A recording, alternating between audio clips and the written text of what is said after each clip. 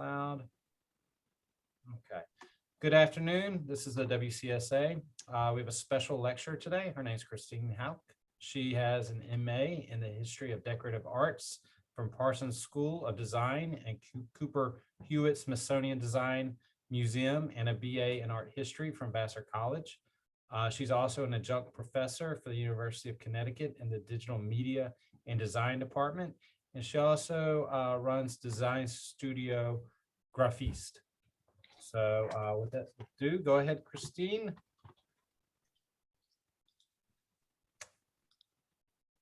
She's going to be bringing up the PowerPoint, and we can start from there.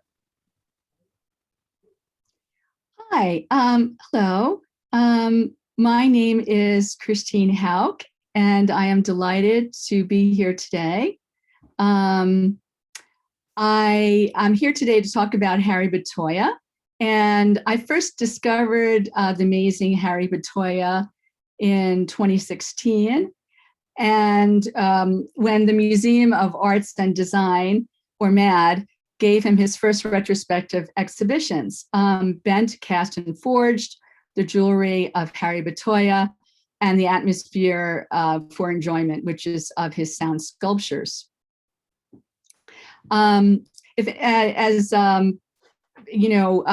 Jason mentioned, if anyone has any questions during the presentations, feel free to write them in the chat window. And after the presentation, I can answer those questions or any other questions that you may have. I want to start out with, who is Harry Bertoia? Is there anyone who knows about the artist Harry Bertoia?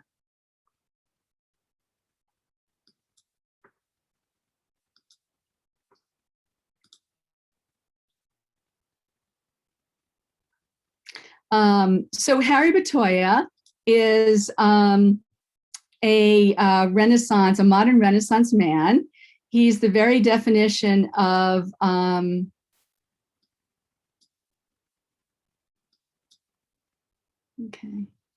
He's the very definition of a modern Renaissance man, a person who has a wide interest and is an expert in several areas. As a sculptor working almost exclusively in metal, he created monumental architectural installations. And he created screens for corporate interiors of buildings designed by his friend and architect Eros Cernem, and smaller freestanding sculptures for modern homes. As a painter and printmaker, he explored line and forms that he would realize in his three-dimensional work as he developed a language for non-objective art and biomorphic abstraction a decade before World War II. As a furniture designer, he created the diamond chair out of welded metal for his Cranbrook friend, Florence Knoll. As a musician, he created and played somnambient sculptures that emit magical tonal sounds as they sway and move. But Bertoia's interests included jewelry. At first as a student at Detroit's legendary Cass Technical High School, and later as a student and then as an instructor at Cranbrook Academy of Art. What we're seeing on the first slide here is Harry Bertoia working in his studio, and he's shown sketching Sunlight Straw, as you see he's sketching that, and on his left is a small scale model for Sunlight Straw. So as we can see in this first slide, when we're talking about him being a modern Renaissance man, we see on the left here, we're seeing the Cresage Chapel from 1955. It's in MIT, and we're seeing right in the back here, we're seeing Harry Bertoia's altarpiece screen. And this Cresage Chapel for MIT was designed by the legendary 20th century designer and architect Eros Cernem.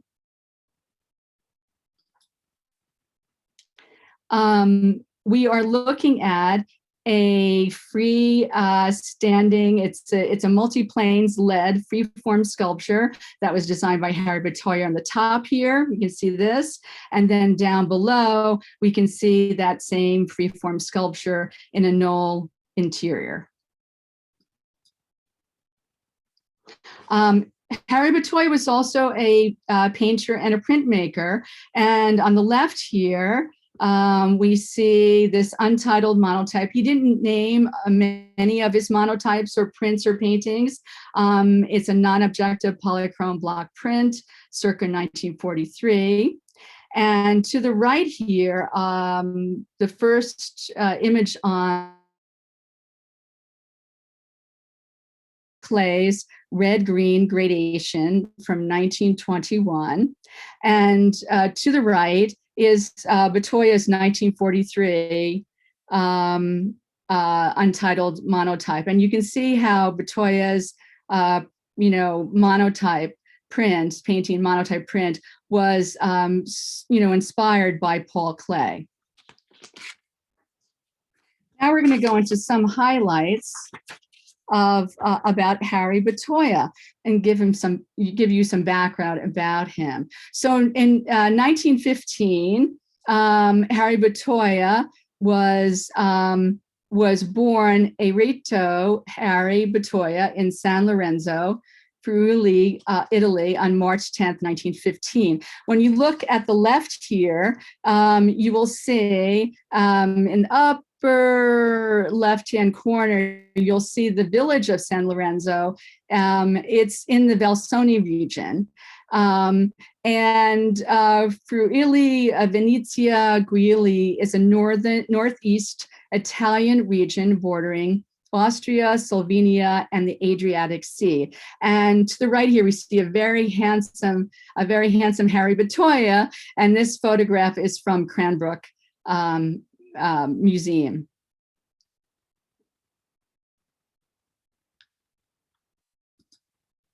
In 1920, Harry Bertoia, you can see on the left here in this photograph here, is Harry Bertoia, and to his right is Orestes. Harry Bertoia emigrated with his father to the United States and joined his brother Orestes in Detroit. He earned a scholarship to Cass Technical High School in Detroit, where he graduated in 1936. And he also attended lectures at the Detroit Society of Arts and Crafts. In 1937, Harry was a graduate student in Cranbrook Academy of Art in Bloomsville Hills, Michigan. His colleagues there were Eros Saarinen, who we've already mentioned, Charles Eames, and Florence Noel were classmates of his. To the left here in this photograph, you're actually seeing Harry Bertoia is right here. To his right is Charles Eames, and this is Benjamin Baldwin. And the woman in this shot, it's all from 1939, and the woman in this shot is not identified, but they were his classmates in Cranbrook Academy of Art, and they entered a Smithsonian competition. So that's what the shot where we're looking at is here. And in 1942, he moved from being a graduate student at the Cranbrook Academy of Art to he becomes director of metalworking and printing for the Cranbrook Academy of Art. And that is such an important thing for him because it becomes his laboratory of ideas, and he focuses on jewelry. In 1943, Harry marries Regita Bertoia. She is daughter of Wilhelm Reinhold Bertoia, an art historian and director of the Detroit Museum. In 1943 and 1946, he is working in product design, and in this top photograph here, you can see Harry Bertoia. He's working on a product design, and I think this is from a tea service, and you see in the background is Charles Eames.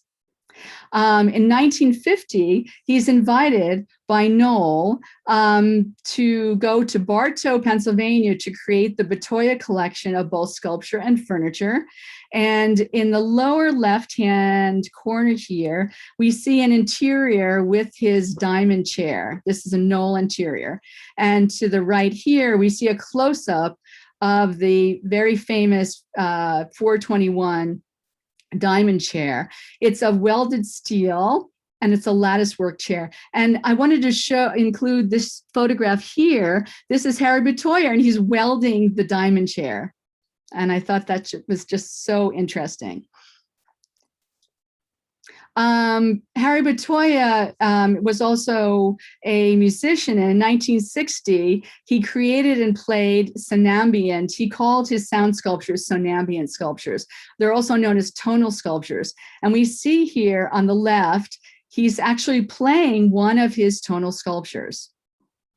And to the right, we see a split image. And on the left-hand side here, we see Harry in the midst of some of his other tonal sculptures or sonambient sculptures. And to the right is a gong pendant. And now the reason why I'm showing you this is because I wanted to show you the connection between jewelry and you know, at the very beginnings in the 1930s and all the way to the 1960s, when he created his sound sculptures. So this gong, keep this in mind. So this gong pendant, this gong will be used in his sound sculptures all the way later in the 1960s. So for today's talk, we're focusing on Bertoia's jewelry because his exploration of mediums and processes originated first in his jewelry designs. In the 1960s, we will see how Bertoia reintroduces his gong shape and from gong pendant jewelry into his larger sonambient sound sculptures. Several of these sound sculptures were displayed in the Atmosphere for Enjoyment exhibition that I mentioned when we first started talking about his exhibitions at MAD. And that exhibition was at the other end of the floor from the Bent, Cast, and Forged exhibition. Visitors were encouraged to interact with the sculptures and create music. So with that lead in, we will focus on his jewelry. So Harry Bertoia as a jeweler. And just to give you a little bit background and show you some examples of his jewelry. This is jewelry he created between 1935 and 1947. He explored line, form, line, and three-dimensionality in his jewelry on a manageable scale.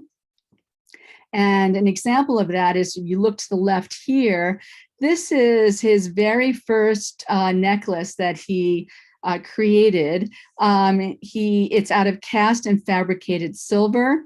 You can see here, you can see sort of the chain here. You have some detailing here. You have this semi-precious stone that's carved. It's from 1935. And he actually designed this when he was a high school student in the Cass Technical School in Detroit. To the right here, we see a carved aluminum ring of his. It's from the 1940s.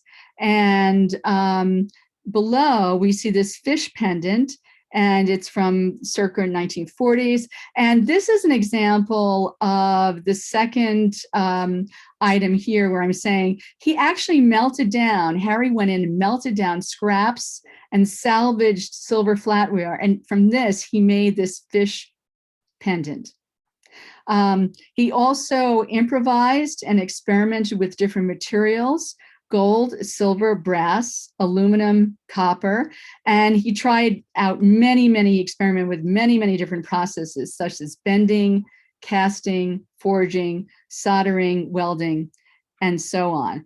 And this necklace that is to the right is of the fishbone pendant. This necklace from 1942 and 1943 is made out of brass, because it's actually a brass collar. Can you see this? The brass collar has forged elements. It has rivets. You see these rivets all along the hair. It has pendants. You see these sort of wilted shapes here that curve around the choker here. So here we're going to come to a page on the left here. Keep this in mind as we go through more examples of his jewelry and other commissions, sculptural commissions, and his sound sculptures. This page is of his 27 sketches of his jewelry, numbered 1 through 27. We're going to be looking next at a video called Metal Dimensions. And I wanted to just tell you that Harry Bertoia is one of the few contemporary sculptors who welded constructions that evolved directly from nature. In this video, we will see Bertoia working in a studio, and he'll talk about his working method for sculpture firsthand. So I'm going to switch to Jason now, and he's going to run this video, and then we will come back and continue with the presentation. So Jason.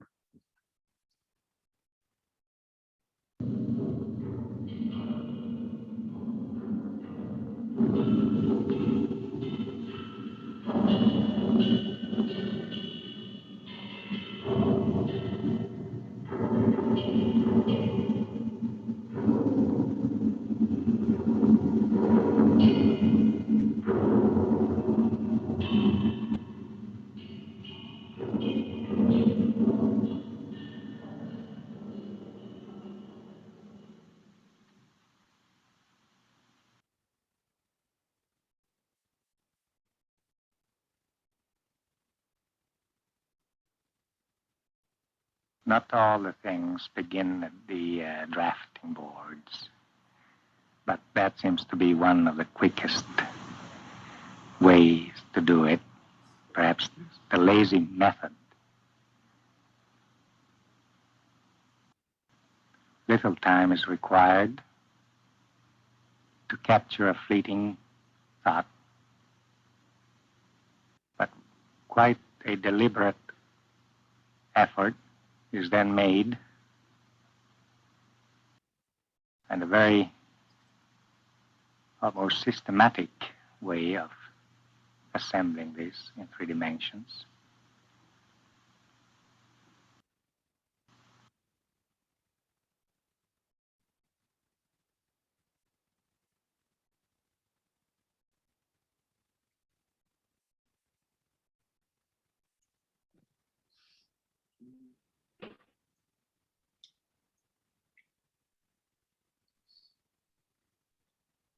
You good, Christine?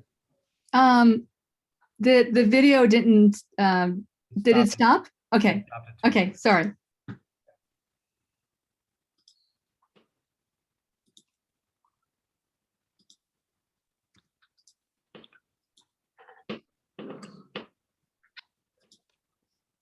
Okay, so I hope you, I thought that was really interesting about his working method.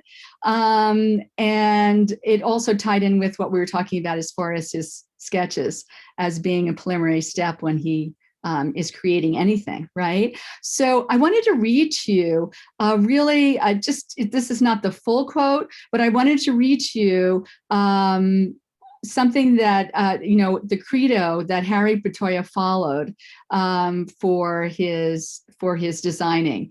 And it was actually posted in the exhibition for Bend, Cast, and Forge. So here's a listen to Harry Bertoia. I did not start with a written credo or manifesto. School days exposed me to the hows more than to the whys or the whats. Nature as an influence always strong, enthusiastic beginnings, and recognition of failures marking a long quest to seek and sometimes find a form, a structure, a sound, or a way, an immersion into the vast recesses of the unconscious, leading to the realization that this inner world is as immense as the cosmos outside. I have a gut feeling that awareness of the miracle of life is the purpose of life. I might never know. Next, we're going to tell you a quote by Marbeth Schoen.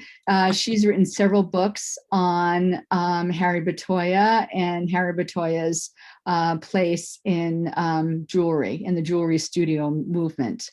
So she says, his early work was mostly cast from silver or gold.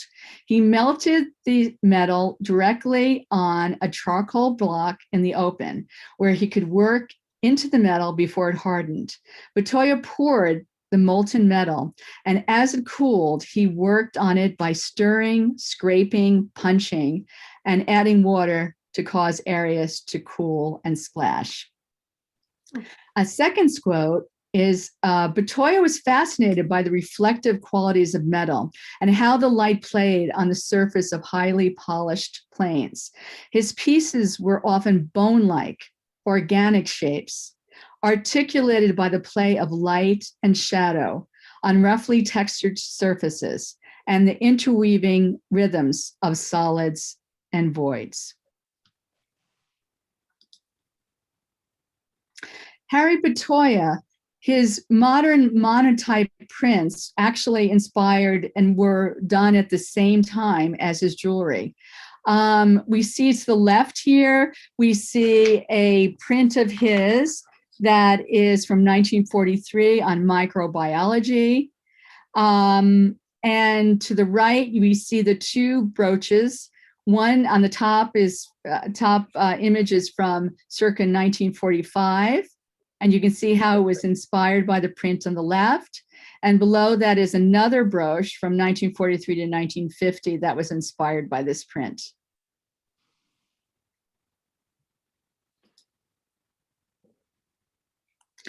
Harry Bertoia, jewelry themes and inspiration.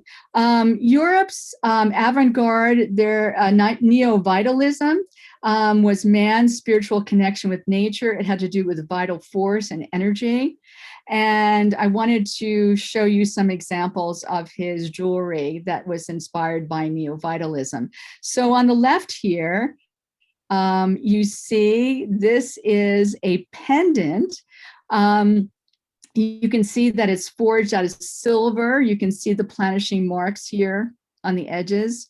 You can see in the center here, you can see the woven silver wire. In the very central part, you see an ebony pod, and you also, inserted into it are some ceramic beads. To the right, these are examples of brooches that are also from the early 1940s and that are influenced by Neovitalism. As we were talking about before, his monotypes and his jewelry have a one-to-one connection. And on the top here, we saw this earlier, and it was an untitled monotype, and it was, this is the inspiration for his Ornamental Centipede from 1942. We can see in this Ornamental Centipede, this is articulated brass. We can see the rivets along the spine here. We can see the sort of the wilting appendages that are here. And to the right, I wanted to just tell you how he was inspired by fellow contemporaries like Alexander Calder. So here are some examples of Alexander Calder's wire sculptures. You see down below, you see his sculpture of a man's head from the 1930s. And to the right, you can see his spider mobile. And that's from 1939. And these are examples of Alexander Calder's work that it can be seen now in a MoMA exhibition that's modern from the start. And I'll tell you more about that at the end. Harry Bertoia was also inspired by nature, like images of growth and decay. We can see on the left here, we can see a tree branch from 1942, and you can see the rivets along the spine here. This is forged and cold connected brass. And And on the right here, I wanted to show you a photograph of this is a wedding brooch that he designed for Brigitte. It's from 1943. It's been suggested, you can see the images here, the appendages. It can be of a starfish. It's also been suggested it could be flowers. The two images, nature images, are connected. The appendages are connected, and it's out of forged and cold connected 70-karat gold. And I just think it's just a lovely, lovely piece of his. I want to read you a quote by Harry's son, Val Bertoia. And Val said that Harry Bertoia was, above all, he was inspired by natural forms. He estimates that his father created 45,000 examples of sculpture, and he rarely named his sculptures. But his sculptures fell within 17 major groups, including bush, dandelion, free forms, gongs, straw, tonals, and trees.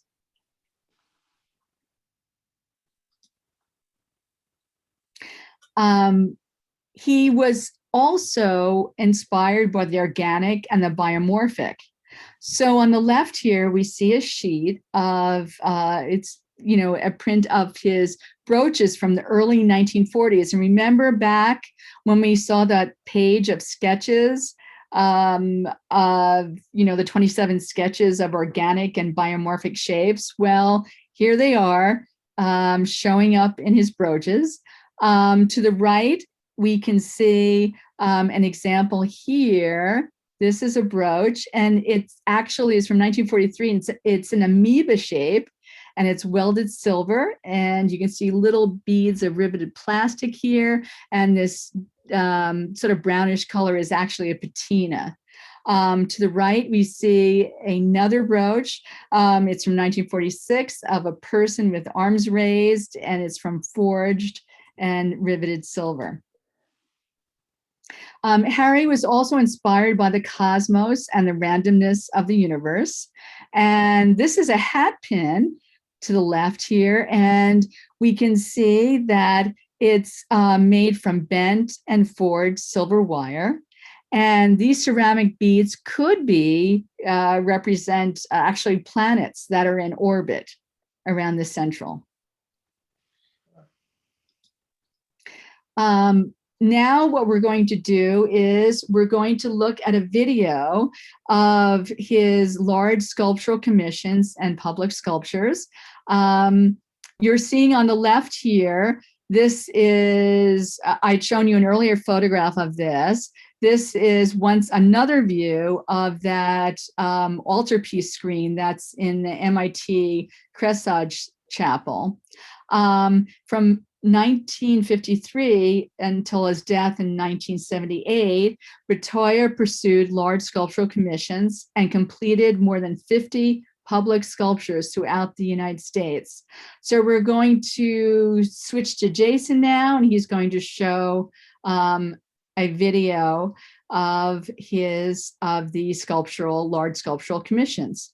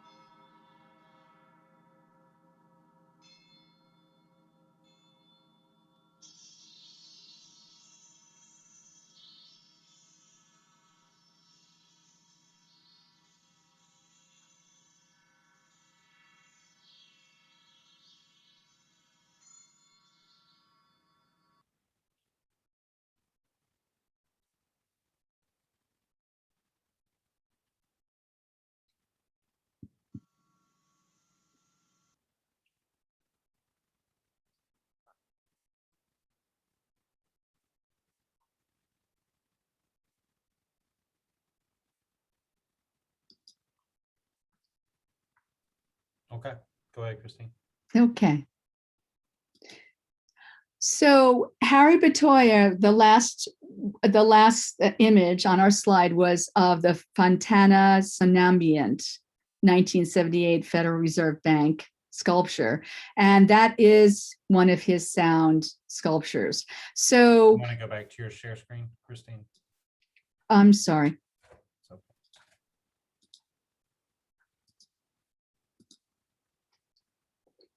So once again, so the last image that was on the screen was of the Fontana Somnambient 1978 Federal Reserve Bank sculpture. And it's a public sculpture and it moves and sways, and it's a one of his tonal sculptures. So the sound or Somnambient sculptures, when they had the MAD exhibitions, they were in the Atmosphere for Enjoyment, which was at the other end of the floor from the Bend, Cast and Forge exhibition of his jewelry. And we see on the left here, we see Harry Bertoia amongst some of his Somnambient sculptures.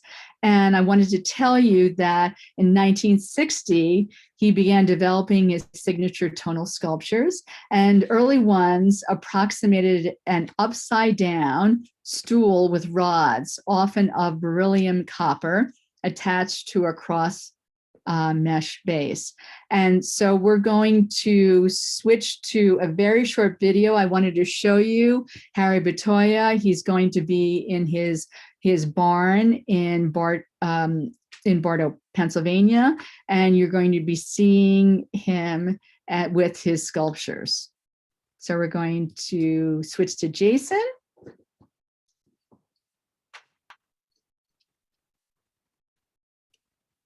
To me, imagination is an active thing. When I look at a piece of metal, right away, I'm thinking of something to do with it. I now build sculptures that can move in the wind, or that can be touched and played like an instrument.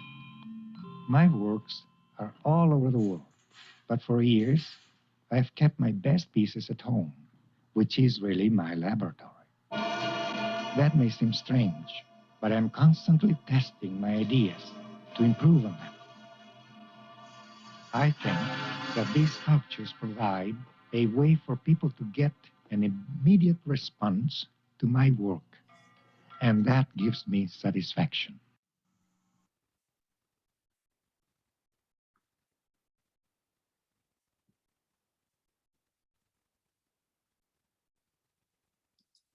Back to you, Christine, your screen share. Yep.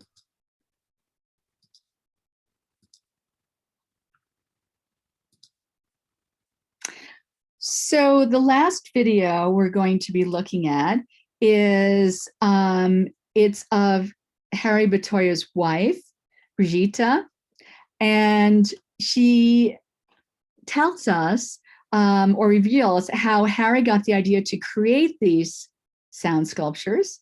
And part of the video shows Brigitte playing his sound sculptures. And I thought that would be a real treat to see that. So we're going to go to Jason, back to Jason, and then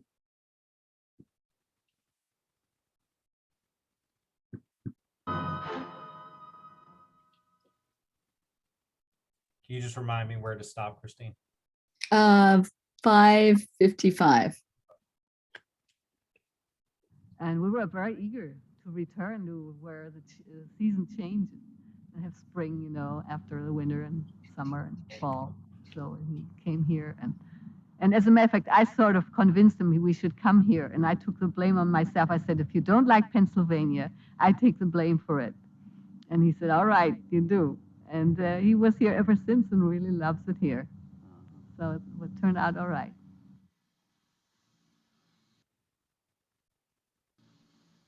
He made small sculptures that were supposed to look like desert grasses. And he found then when these little rods were touched and they were hitting each other that they made a sound. And his brother was a musician. And he said, oh, why don't you make these in different sizes or different metals? And Harry said, yes, that's a good idea. And so he worked on those and he was fascinated, and he started putting cylinders on and using different metals, different heights, and different sounds would come out. And then he had more and more, and then finally he filled the barn gradually and got a whole orchestra together. And he spent much time in there recording the music he made. And we also have some records of the music. And the barn was fixed up almost sort of like a sound box to make the music sound better that way.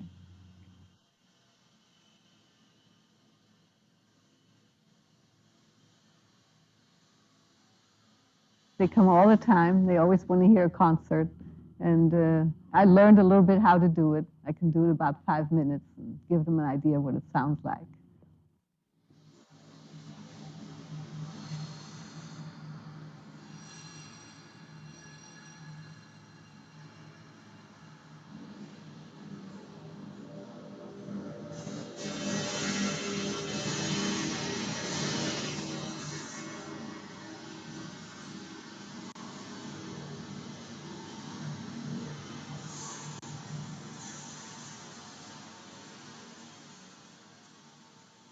Well, I wouldn't really describe them, but I found that people that came there each have a different idea. For instance, we had some nuns in there, and they would say, oh, it sounds like heavenly music or like church bells. And then we had some soldiers coming, and they said, oh, it sounds like airplanes or bombs. And then we have people who like nature, and they say, oh, it sounds like the ocean or a thunderstorm. So everybody gets their own idea. And, well, to me, they're nature in a way, and yet they're something completely apart. You can't compare with anything else.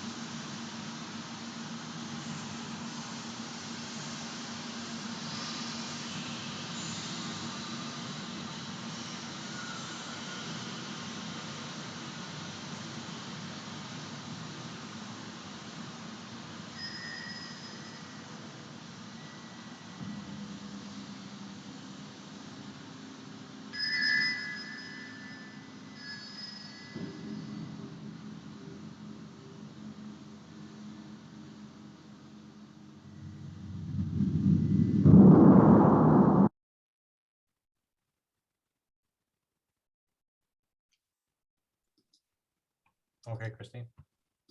Mhm.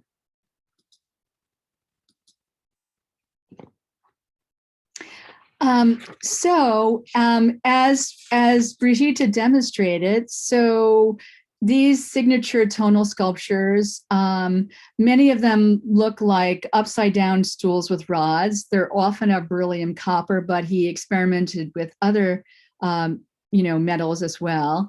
And some of the rods were capped with tiny cylinders, and their weight would rustle the swaying of the others. So we have small ones, we have tall ones, we have short ones, we have large ones.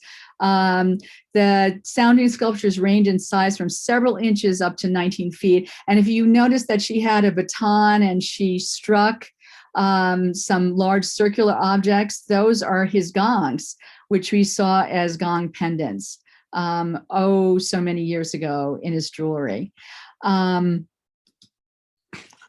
So in closing, I hope that you have that I've shown you today how Harry Bertoia was a modern Renaissance man, an artist, a sculptor, a painter, a printmaker, a furniture designer, a musician and a jewelry designer. His Bertoia's credo clearly outlines his passion for artistic experimentation and discovery. He had an intuitive and improvisational approach to design and materials, and he was internationally renowned for his metalwork. And he's credited as a pioneer in the American studio jewelry movement. He created the first tonal sculptures, which he called Somnambient. And this eclectic mad exhibition, which was bent, cast, and forged, and also atmosphere for enjoyment, shows Bertoia's versatility as an artist over 4 decades, as it shows how he started it all with designing jewelry. So I would like to hear if anyone has any questions, and then I have some recommendations of some exhibitions that I would go see that would connect with my talk. If you want to stop your share, and we'll go back. Go ahead, Keith.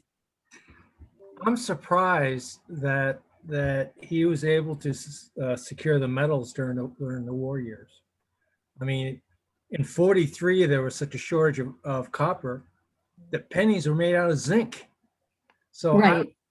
I don't know how he was able to get gold, silver, unless he was melting down pre-existing. He was melting down pre-existing. Oh, okay. Mostly, that's what he was doing during the war. That's why he was so focused in the 1940s on jewelry, because of the rationing of metal. Yeah, I mean that was a big thing, but then again, I just recently finished reading a book about a certain socialite in New York City during the war years. There was never any shortage of wealth for them. So they had money up the yin yang. So anyway, but yeah, it's, gold and silver. I mean, they must have been scarce. Are there any other other questions, or are there anything in the chat room? Carol, what would you like to say? One more. When it came to sculptures for corporations, was this part of a contest? Like let's say like Bank of America wants a sculpture. I mean, surely there was what's the word? A broad reach to other artists until there was a competition, and then he just happened to get elected for. I believe that he was fairly well, he started in the 1930s. I mean, he started in the 1930s, and by that point, so we were looking at, I mean, the public, the MIT and others, that they were from the MIT was in 1954. So by the 1950s and in the 60s, the Golden Dandelions, he's pretty well known. I guess so. I mean, he's pretty well known. And those were commissions. I mean, they were large sculptural commissions and public commissions. And he created the category of sound or tonal sculptures. He created it. Somnambient, the reason why we don't know Somnambient is because he wasn't able to trademark the name. It's what he named his sculptures, his tonal sculptures, but he wasn't able to trademark the name. I wonder why. I'm not sure. I didn't research that. I didn't research that. I just read that so he referred to them as somnambient sculptures, but he wasn't able to trademark the name. Carol, go ahead, and then Virginia, you're after that. I was really very intrigued by the pins, the one that you referred to as looking something like an amoebic shape. Yes. With the little dots on it. Yes. And it was very reminiscent. I don't know if you can see it on my cell phone, but I can remember in the 50s wearing a mother of pearl pin, and it had little dots on it, of course, representing the different colors in the color palette. But the shape itself and the way the brushes ran through, to me, was almost identical to his pin or jewelry, which of course was, I don't believe it was his intent to create the artist palette. But I think it's an interesting observation that that with certain times, there are certain shapes that become important or are used in many decorative arts or different ways in different decorative arts. So this just made me think of that little pin that I adored wearing when I was in elementary school. So Yeah. it has an interesting history, or I think. Yes. Virginia, go ahead. Well, first of all, I want to thank you for introducing me to Harry Bertoia. I frankly never heard of him before, except I think I've seen his jewelry on Antique Roadshow. Probably. And, yeah, and because I've seen those things, especially the fish hook necklace or the necklace. I noticed that the necklace was the same design as the centerpiece. It was very similar. Anyway, I really enjoyed it, and I enjoyed the Italian.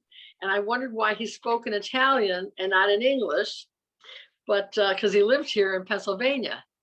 He probably thought his Italian was better than his English, so he had an interpreter. They, put Well, he immigrated here. He's an American artist, designer, artist, but he immigrated from, with his father. Did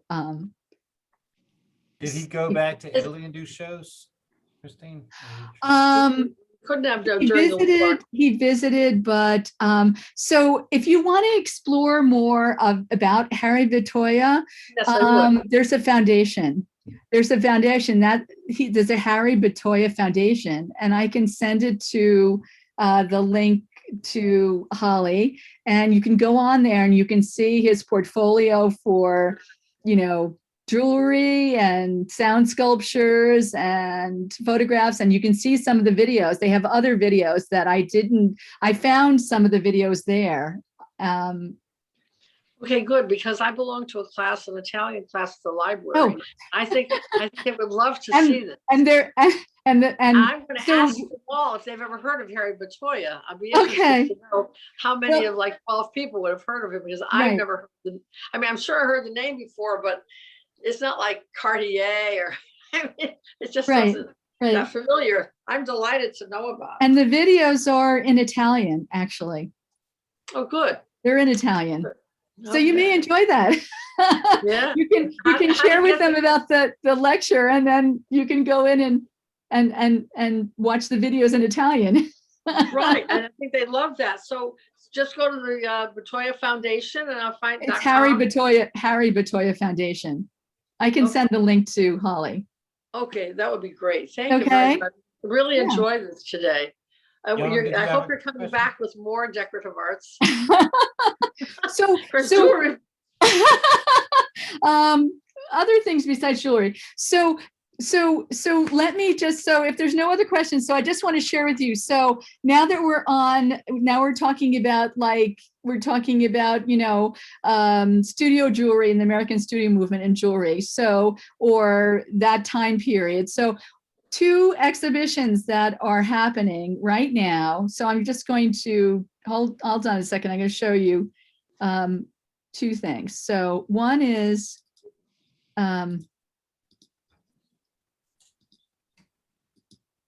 so this is an exhibition that's currently at MAD, which is a Museum of Arts and Design.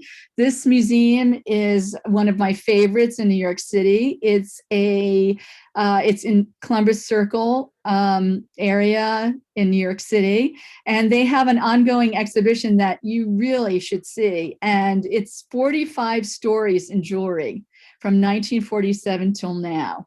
And where is this? It's in New York City. They own their own building. I know. What's the name? Museum of Arts and Design, MAD. They call it MAD. Okay. Museum of Arts and Design. And it's an ongoing exhibition, and I think you'll really find it fascinating. Are those brass knuckles? I don't know. I haven't gotten to go to the exhibition because of they do. You should check to see. I believe they're open Thursday through Sunday. I mean, you have to check because of COVID. There's days they're open and days they're closed. So this reminds me of a finger ring. Mm. In other words, your first digit is the free one. But I mean, I see some of the movie stars, they got a ring that covers 2 fingers or something. But here you got it covering all 4.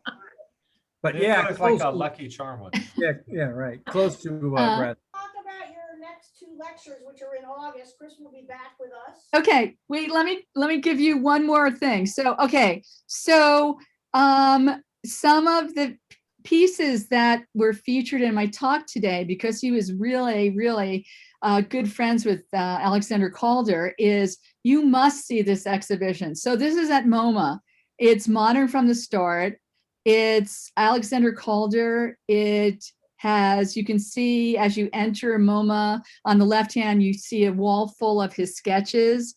There's videos to see of Alexander Calder working on his mobiles. You'll see you'll see maquettes, as well as which are scaled studies of his sculptures and also mobiles. You'll see, and it's only there till August. So I have a quick question. Some of us might have seen the Calder because it was at Pepsi, some of the Calders, it wasn't at a Pepsi Cola company in White Plains for a while. Am I right? Yeah, so that's long. Where is the closest Bertoia sculpture to Connecticut? Do you know? no. You gotta go So to I don't Printmaking. know. no going to see one. But I'll probably find out from the foundations where they are. Okay. Yeah, okay. Thank you. I don't expect you to know everything. So No, what are but your this next could 2 be- presentations here, Christine? Oh, I'm sorry. So I'm going to come back in August. I have a talk scheduled on August 16th from 3 to 4. And that's going to be on seeing Louis Comfort Tiffany and Tiffany Studio in a new light, because what we're going to be focusing on is Clara Driscoll and the Tiffany girls. So we've heard a lot about Tiffany and his studio, but we haven't heard about sorry, what? There's a book in the library about the Tiffany's, the people that were working on the glass. Oh, For Tiffany. I read it, but I can't remember the name, or I guess it was about Clara. Because it was well, all Clara about Driscoll. Clara Driscoll was his secret weapon. She was the top designer for him. the designer. Yeah, there's a whole book And- on it. Whole book on her, and it's a fairly current book, and I've looked at it, and I'm going to take highlights from that. And it's important to know about Clara Driscoll and the Tiffany girls, and how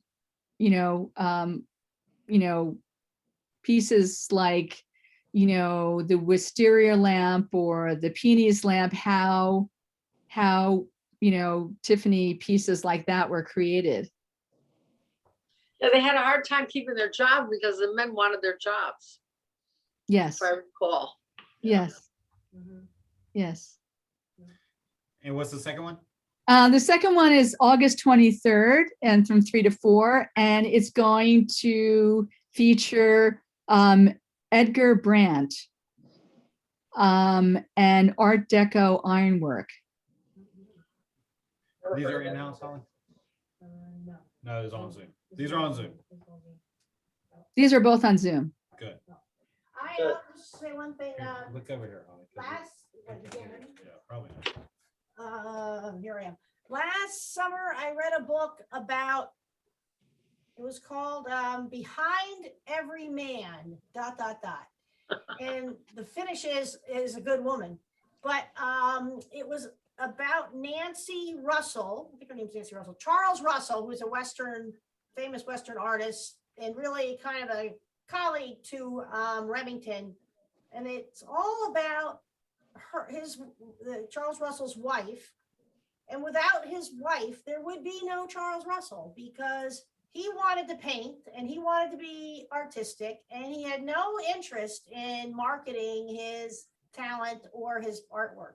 And so it's a very interesting book. It's as I said, Behind Every Man, ... And it's about Nancy Russell. So it was an interesting read that, women were into art and in the background, but, we weren't in the foreground when back in this is 40s, I think. Would I be right? Charles Russell Remington, this was the illustrator, so which Westport's famous for. So. Thank you, Christine, very much. Great presentation. Thank you, everybody, for coming. Thank you. Thank you. Thank you for coming. Thank Thank It's Holly's you. birthday Monday, by the way. So, All right, guys, we'll see you later. Keith, I'll see you tomorrow. Thank you, Holly and Jason, for bringing us this program. No Sure. problem. Thank Thank you, you. Christine. very Thank much. you. Thank you so much. Good to hear. Bye, Jason. Bye.